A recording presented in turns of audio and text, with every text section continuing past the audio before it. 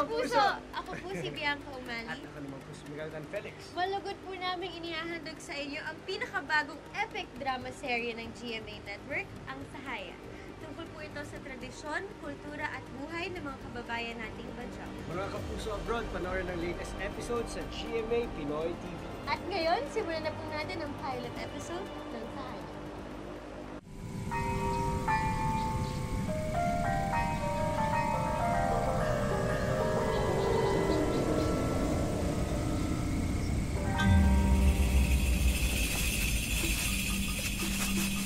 Noong nagsisimula pa lang ang panahon, isang lalaki at isang babae pa lamang ang naninirahan dito sa mundo.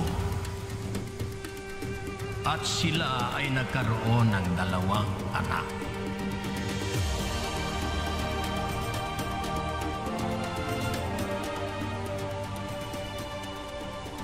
Ang isa sa kanilang anak ay iniwan nila sa kapatagan.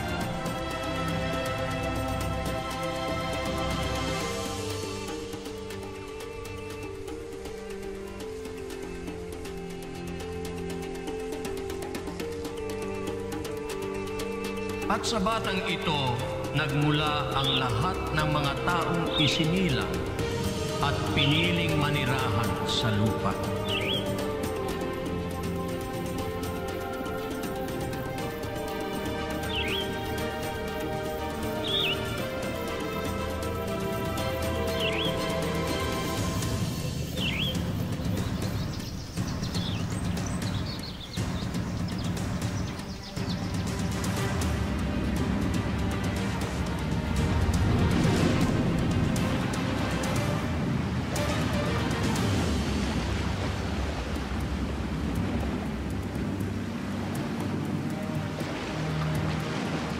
Habang ang isa naman nilang anak ay pinaanod nila sa dagat.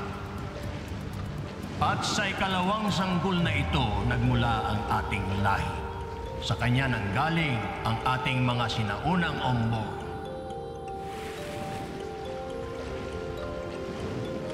At sila ay tinawag na mga Sama-Dilao kasi sa dagat nagmula ang kanilang buhay at ikinabubuhay. Kaya dito rin sa dagat nila napiling manirahan.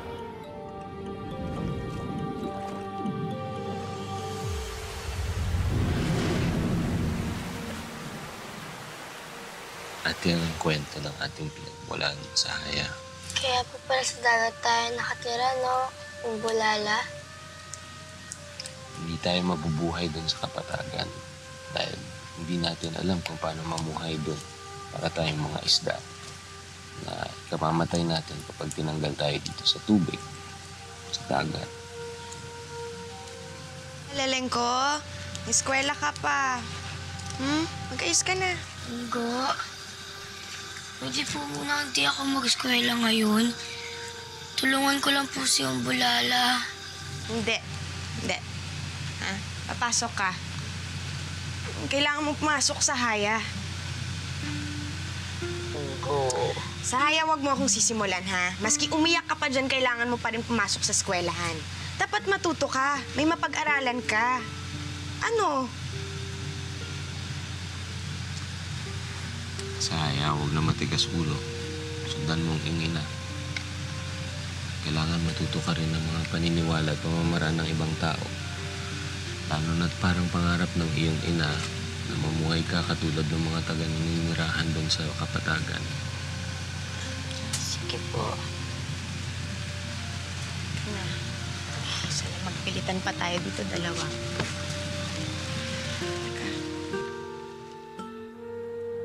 Ang unggo ko ang dahilan kung bakit ako nagsisikap sa buhay.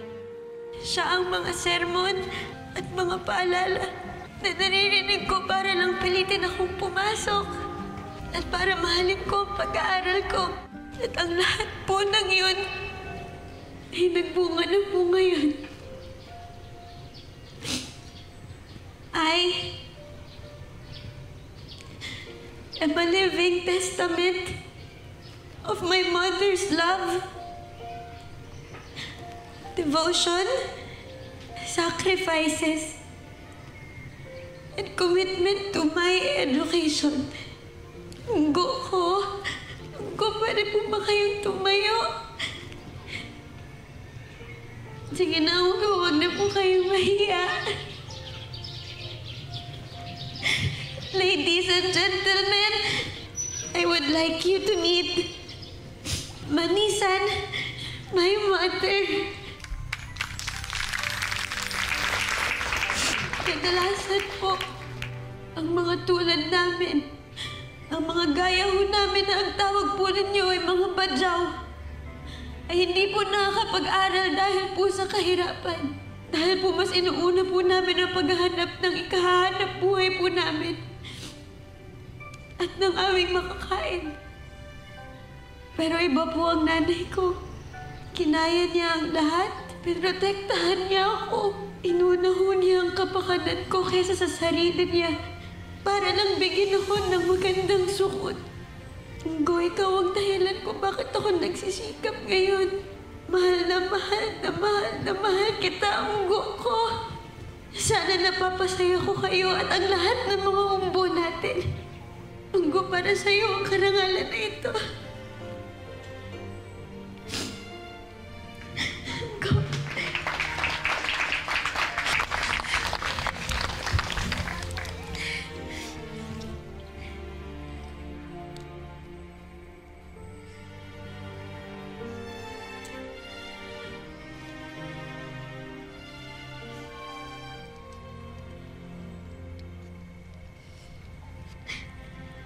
Maraming salamat.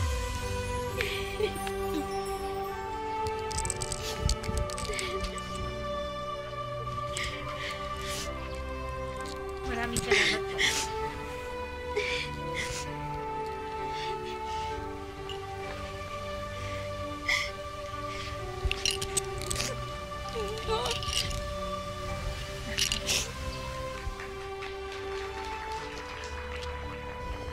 Siya si Manisan. Siya ang inspirasyon ko. Ang aking best friend. Ang aking protector. At ang aking hero. Siya ang nanay ko. At ito ang aming kwento.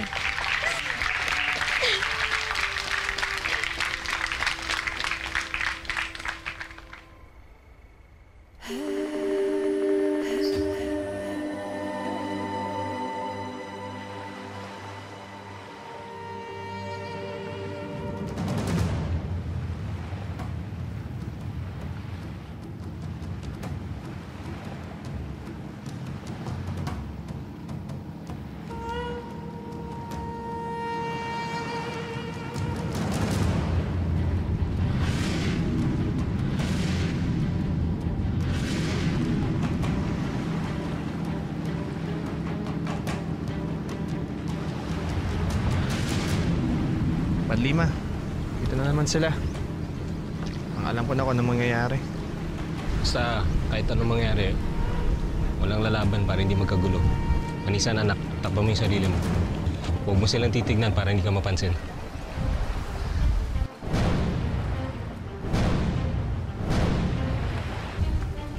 Magandang araw, kaibigan.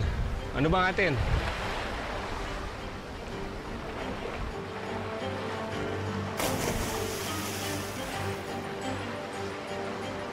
Amin na lahat ng mga nahuli nyo.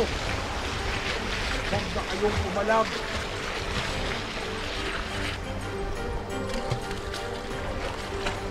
Basta bibigyan nyo lahat ng inuhuli.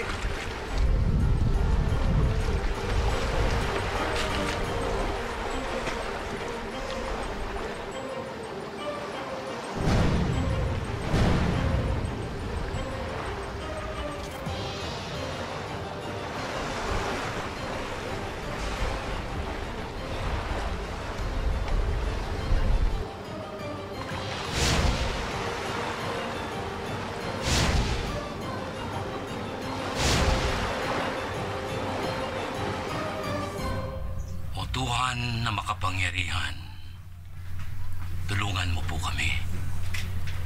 O Tuhan na makapangyarihan, tulungan mo po kami. O Tuhan, na mawain, pagpalain niyo po kami.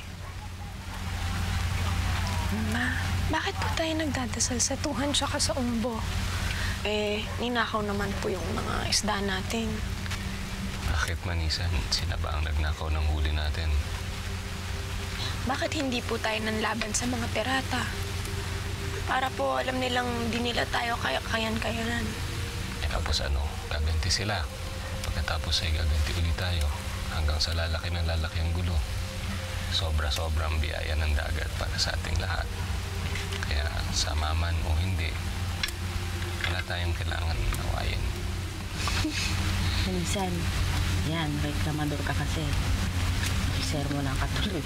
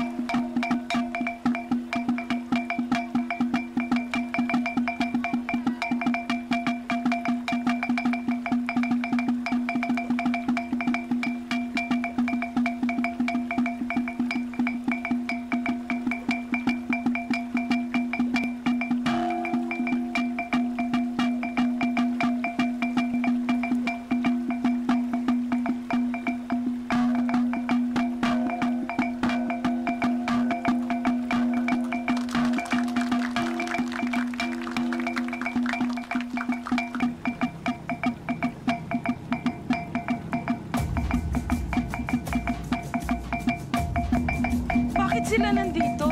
Ano kayang kailangan nila?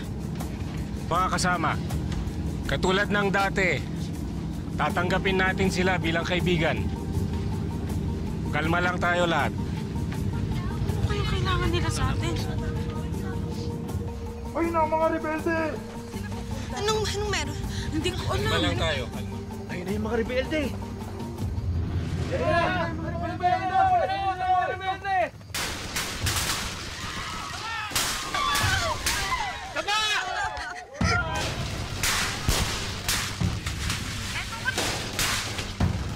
Kalma lang tayo mga kasama. Hindi tayo ang pakay nila.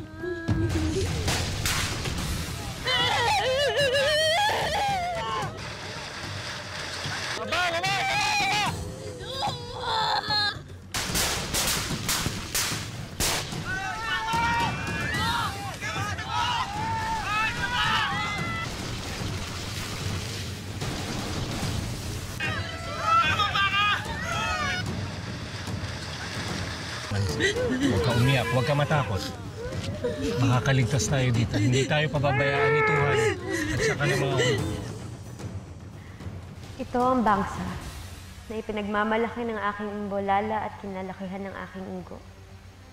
Dito nakatira ang mga gaya naming mga sama-dilaot na ngayon ay namumuhay sa gitna ng mga nakawan at mga digmaan. Bang ito say tantay, alaan ka pagkagi. Ando, palaan ka. Puto ako, magpadyan sili, pangulungan ko, makamin, dua, barakat, la ilaha, ilawla.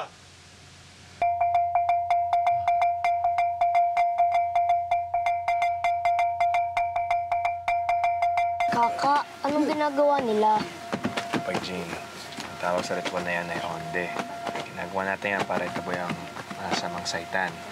Magbibigay sa atin ng kamalasan. Katulad na nung nangyari ng kwento sa atin kanina. Para hindi na maulit yun. Para wala nang gulo dito sa atin.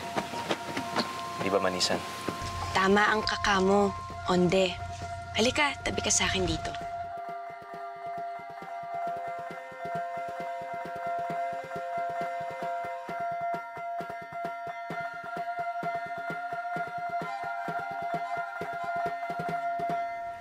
Ma, sabi po ni Beyang, hindi pa raw po tapos yung gulo ng mga rebelde at gobyerno. Huwag na natin pansinin yun, Manisan. Pagdasal na lang natin na hindi tayo madamay sa gulo nila.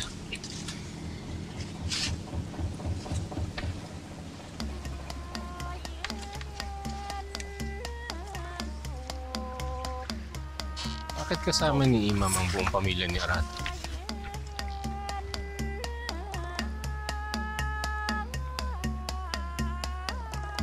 Saka, ba't ganyan yung mga suot nila? Bihis na bihis. Teka, sagbungin natin.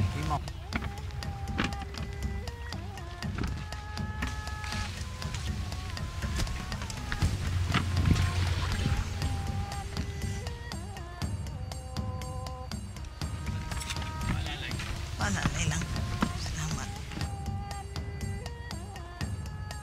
Magandang araw sa inyo, Manisan. Araw Bossman, Salida. Kumusta kayo? Matagal-tagal din tayo hindi nagkita. Oo nga. Doon na kasi kami naglalagay ngayon sa bahay namin sa Sitangkay. Ay, tuloy tayo. Si Arato na lang ang nakatira dito sa bahay namin. Ngayon, alam ko na kung bakit. Ikaw ba si Manisan? Ako nga ho. Magandang araw po. Maganda ka nga. Sana nga lang mabait ka rin at masipag. Nako, mabait at masipag ang anak ko.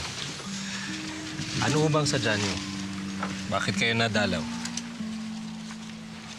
Kasi pinag-uusapan ako ng pamilya ni Arato na mamagitan sa inyo. Ito, salapa, bago tayo mag-usap. Nako, Imam, huwag na tayo magpaligoy-ligoy.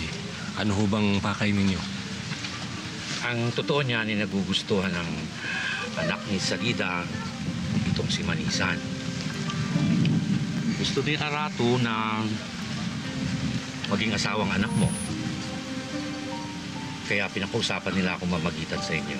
At para itakda na rin kung magkano ang hihingi nyo sa kanilang song. Kung sakaling magkasundo kayo na ipakasal ang mga anak ninyo. Mahusay mangisda yan si Arato. Kaya sigurado ako, hindi magugutom tong pamangkin ko. Nakakaluwag na rin sila sa buhay ngayon. Lalo na't may magandang trabaho sa Davao yung panganay niyang kapatid. Oo. Maswerte si Manisa kung mapapang-asawa niya si Arato. Mabait na, masipag pa, at higit sa lahat, may itsura. Kaya kung ako sa iyo, Manisan, pumayag ka ng pakasal kay Arato. Babu. Ma. Wala naman po talaga akong gusto doon kay Arato. Yun po akong pakasal sa kanya. Hagisin na lang po ako sa tubig. Mas gustuin ko pa po yun kaysa mapang-asawa siya. Huwag ka muna magreklamo dyan. Hindi pa naman ako umuo sa pamilya niya eh. Kain muna tayo. Sige.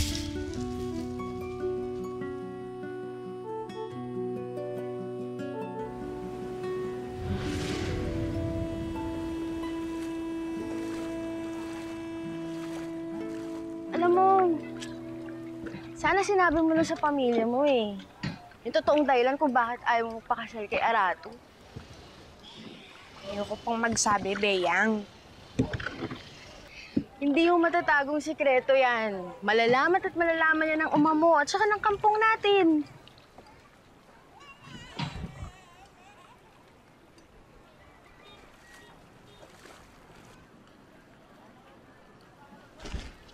Ay, Beyang, ayan na si Harold.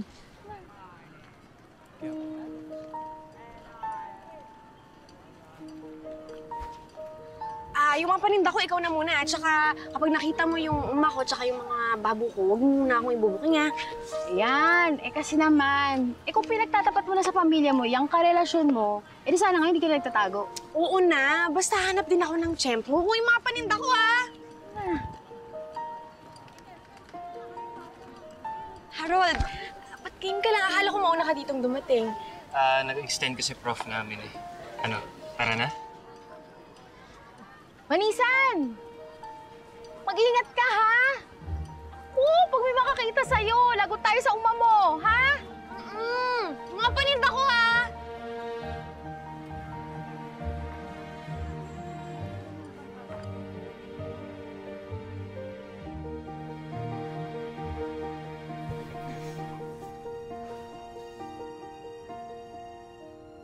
Kalain mo yun. Naka 1 year na ako sa college. Ilang taon pa ba bago ka matapos? Matapos? 3 years sa college. Pero maglolo pa ako after college eh. Kaya parang matagal pa. Ikaw? Di ka na babalik sa school? Hanggang grade 6 ka na lang? Kaya kayong minamaliit eh. Karamihan sa mga badyaw di nag-aaral. Paano naman namin pag-iisipan pag-aaral namin kung kakainin nga namin hirap kami? Siyempre, kailangan muna kami, maghanap buhay. Tsaka, marami naman akong ibang gustong mangyari sa buhay ko eh. Talaga? Ano yun? Harold, papakilala na kita kay Ma, ha? Pakasal na tayo. Oh! Pakasal! Joke time ka lang, di ba? Biro yun, di ba? May isang sama kasi na nagsabi na kay Ma. Gusto niya daw akong maging asawa. Siyempre ayoko. Gusto ko ikaw. Ikaw boyfriend ko eh. Kaso natatakot ako paano kung mapapahayag nila si Ma. Pero na lang kung hingin mo yung kamay ko. Manisan, hindi ko yun gagawin. Okay? Masyado tayong bata para magpakasal. Hindi na ako bata. Sa gaya namin, nasa tamang edad na ako para mag-asawa. Sa gaya nyo, sa mga badyaw na tulad nyo. Hindi ako badyaw. At hindi ako mag-aasawa habang nasa college ako. Pero paano kung mapapayag nila si Ma? Hahayaan mo na lang na mapunta ako sa ibang lalaki. Huwag naman ganun, Harold. Huwag mo akong hayaang mapasubo sa iba. Dali na. Ikaw boyfriend ko. Ikaw gusto kong maging asawa ko. Bahala ka na lang lumusot sa tatay mo. Diyan ka naman magaling.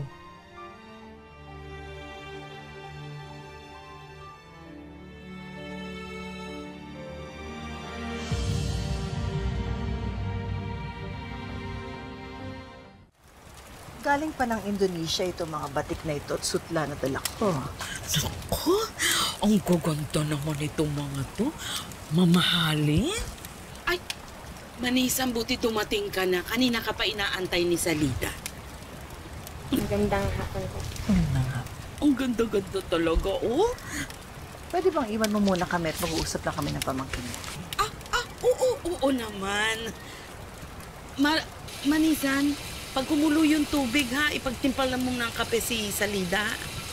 Sandali lang, pupunta lang ako doon, ha? Uisisahin ko yung mga agar-agar na binilat ko. Manisan, ha? Po, Babu.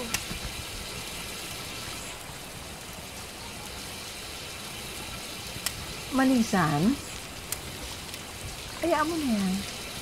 Maaari bang pumunta ka rito at mag-uusap tayo?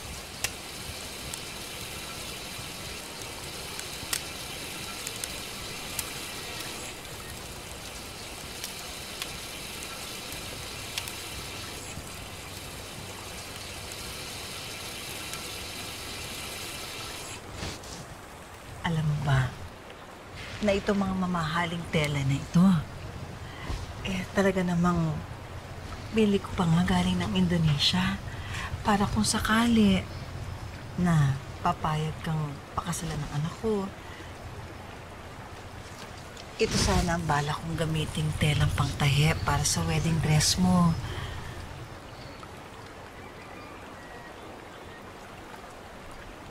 Manisan, ikaw ang anak na panglima ng kampong natin. Kaya kailangan espesyal ang kasal mo, di ba? At saka dapat espesyal din yung taong mapapangasawa mo. Manisan, ano ba naman ang hahanapin mo? Ano pa bang kailangan mong hanapin sa anak ko? Di ba wala na? Manisan, alam mo naman, mabilis kumalat ang balita dito sa kampong natin.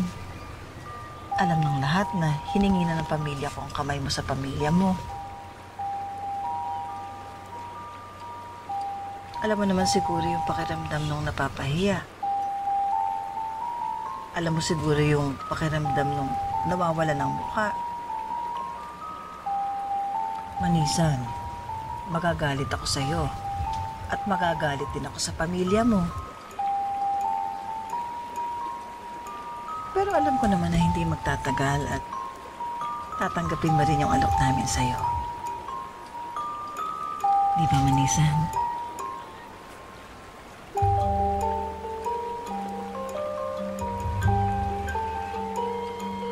Sige po.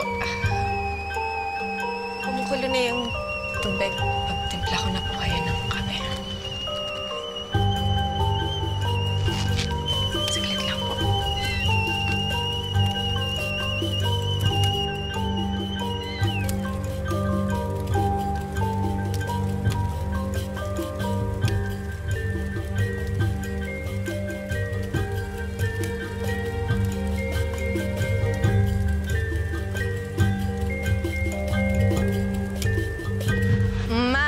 Hulaan niyo po kung sinong dumalaw sa bahay kanina.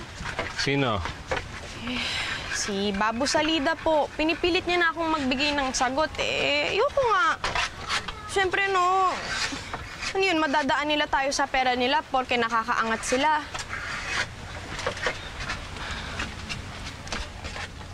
Pero kailangan mo di isipin na kung sakaling magkagulo uli dito, maipit na naman tayo sa enkwentro sa mga sundalo at mga rebelde. May malilipatan nung mapupuntahan sina Arato kasi nga meron silang bahay sa Sitangkay. Iisip ko lang naman yung kaligtasan mo, anak.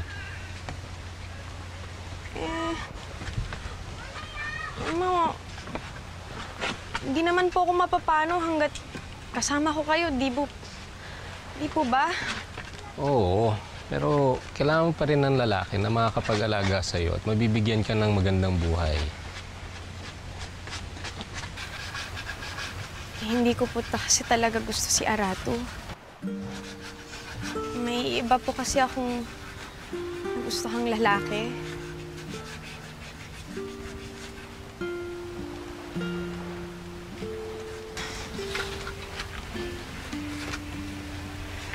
Sino to?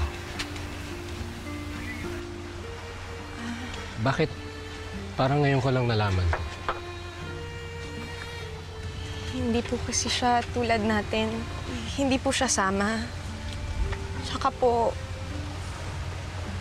nag-aaral pa kasi siya kaya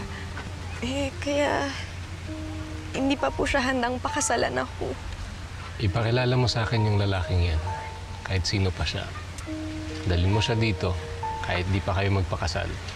Basta mahalaga makilala ko siya. Naintindihan mo, Manisan?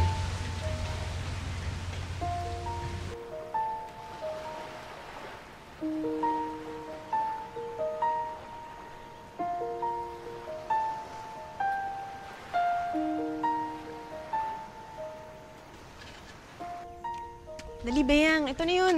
Ha? Oo. Beyang, ito yung dorm nila, Harold. Ay, ang laki, no? Oo. Teka, sumama kaya sa atin si Harold? Ay, pakikiusapan ko. Para hindi na ako pilitin yung magpakasal kay Arato. Oo nga. Errol! Errol, nandiyan ba si Harold? Ay, wala na, Manisan. Nung sa araw pa nakaalis. Ay, teka. Meron siyang iwan sa'yong sulat. Sige. Ay, bakit may sulat? At saka kasi nagpunta yung boyfriend mo?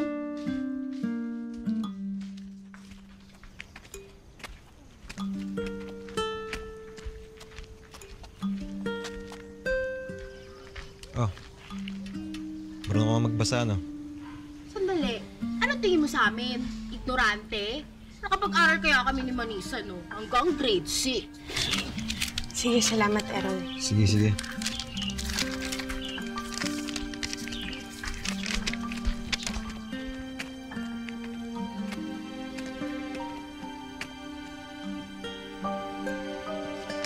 Bakit ganyan yung mukha mo? Ano ba yung nabasa mo?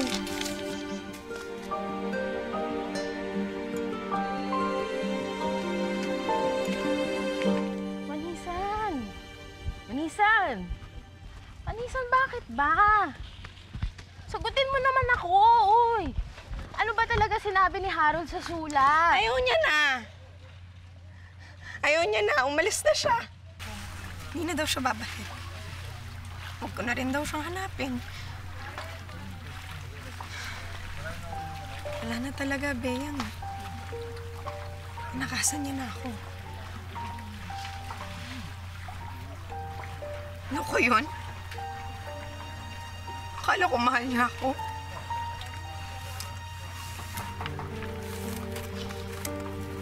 Hindi ko maintindihan. Kaya niyang gawin sa akin. Hindi ako binitawan.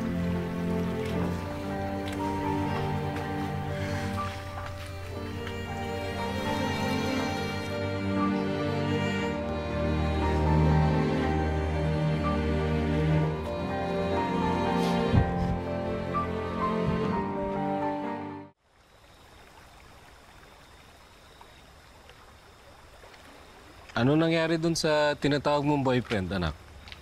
Kailan mo ba papakilala sa akin para magkausap kami? Uma.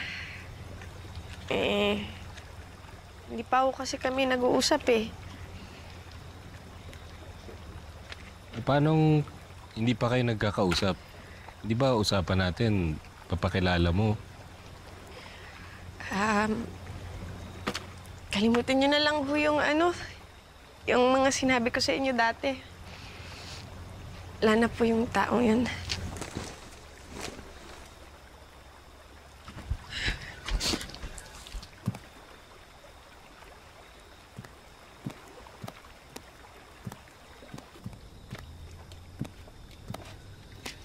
Anong wala? Asan siya? Sino pinag-uusapan niyo, Bayaw?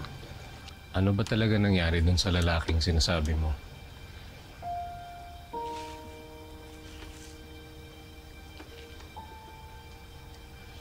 Hindi ko na alam kung nasan siya. Pinaasa niyo lang ako. Niloko.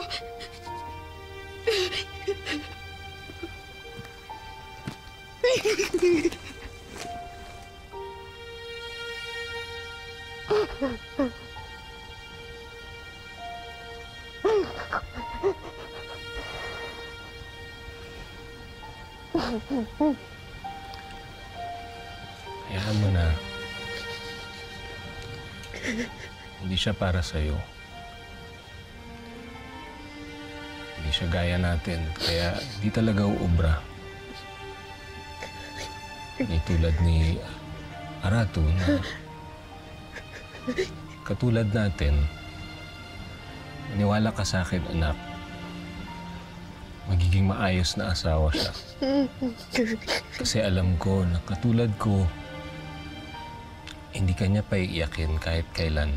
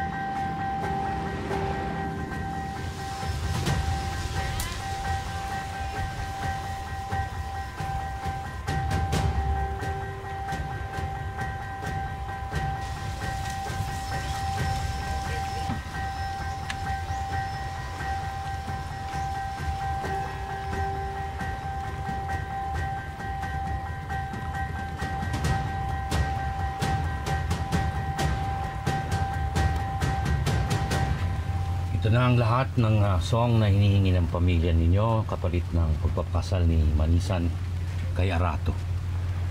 Kulang pa. Hinihingi rin namin sana na pang si Arato ay manilbihan sa amin ng 2 buwan habang inihahanda ang pagpakasal ng anak ko. Pumapayag ba kayo sa hinihingi pa ng ama ni Manisan? Opo, Imam. Pumapayag ko kami. Kung ganon, may pagkakasunduan na ba ang ating mga pamilya? Pagkakasunduan na pagtitibayin sa sandaling maikasal ang anak namin. Binabati kita, anak, Manisan. Hinding-hindi ka magsisisi dito sa anak ko. Sinisigurado ko yun sa'yo.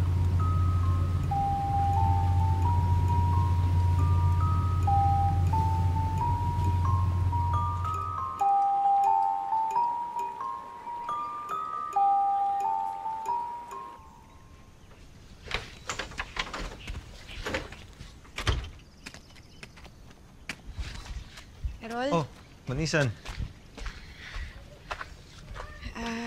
Wala ka na ba talagang balita kay Harold kung kailan siya babalik? Hindi na babalik yun dito. Hindi na siya nag-enroll sa MSU eh. Balita ko mag-transfer ng university. Hindi ko nga alam kung saan. Pero sigurado ako, hindi na yung babalik dito. Sige, pasok na ako.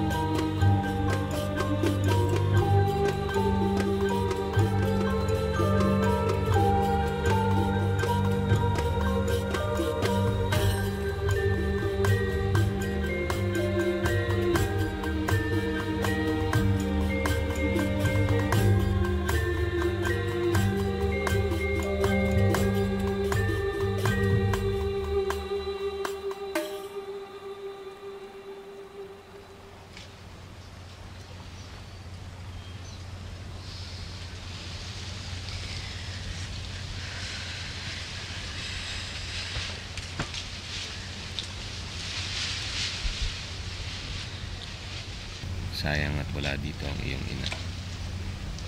Kung hindi lang siya maaga yumao, sigurado ko tontuwayan na mag-asawa ka na.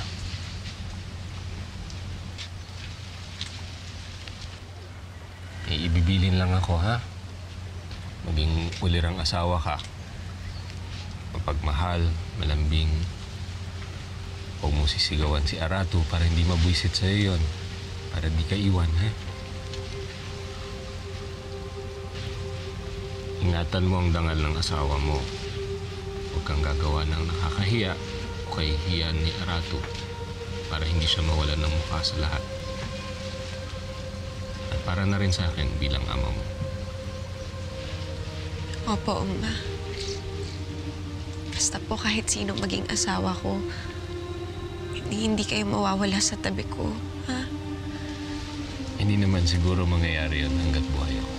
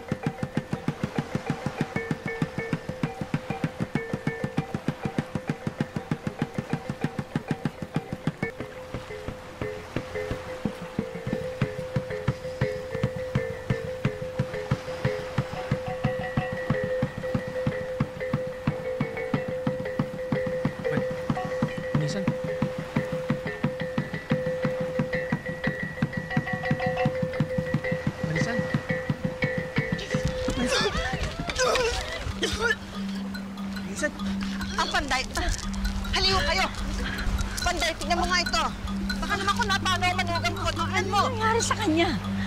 Ha?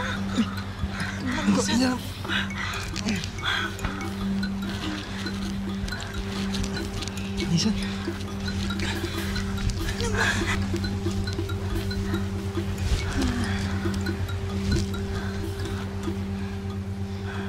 Wala siyang sakit. Magandang balita ito sa inyong pamilya. Nagdadalang tao si Manisan. May isa pang buhay na humihinga sa kanyang sinapupunan. Buntis? Paano po siya mabubuntis? Wala pa po nangyayari sa amin. Baka nagkakamali kayo, Panday. Huwag kayo magsasalita ng mga bagay na ganyan na ikasisira ng anak ko sa asawa niya.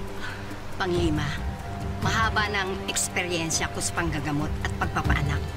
Kaya alam ko ang mga palatandaan ng isang buntis. Kaya sigurado ako, nagdadalang tao si Manisan.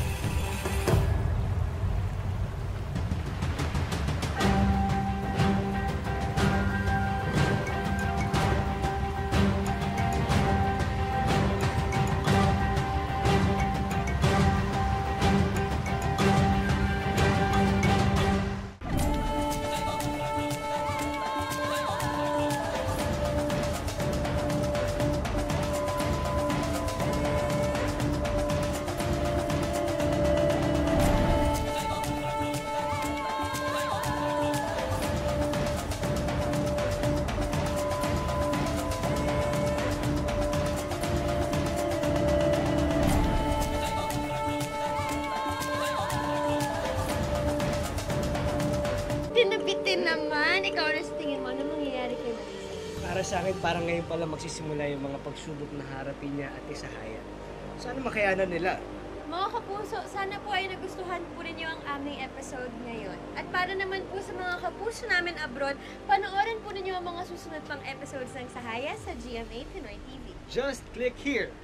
Subscribe.